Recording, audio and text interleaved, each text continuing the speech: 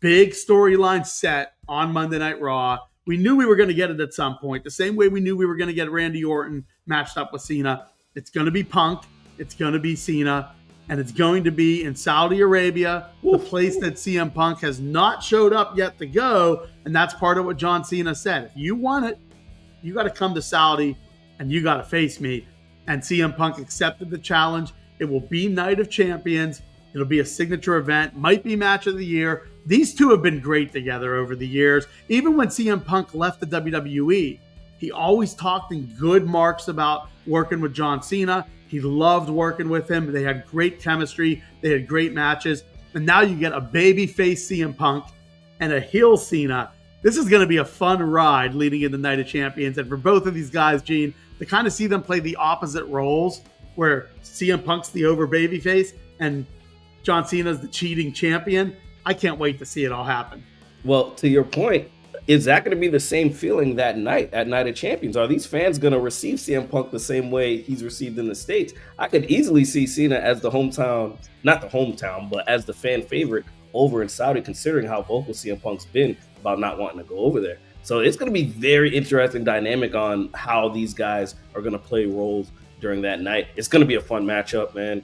I thought the build-up for Cena and Orton was lacking, but the match itself delivered. I thought it was one of their better matches.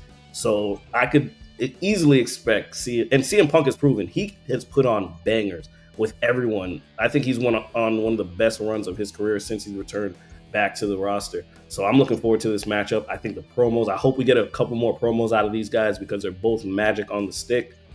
But the match itself, I'm so curious to see how this match is going to play out because of the crowd fan base. And when you look at John Cena, he's not wasting his time either. It's great because he's on this final run. It would have been kind of easy to be like, okay, let's have Night of Champions be one more kind of mid-carder that challenges him, and then SummerSlam awaits. I don't think anybody would have been that upset about that. Instead, it's let's fight the guy that has been the biggest name in wrestling the last 15 years in CM Punk. I don't think there's been a bigger name since that 2011 summer where CM Punk defeated John Cena at Money in the Bank, left as champion. They didn't know if he would re-sign or not. Obviously, he did.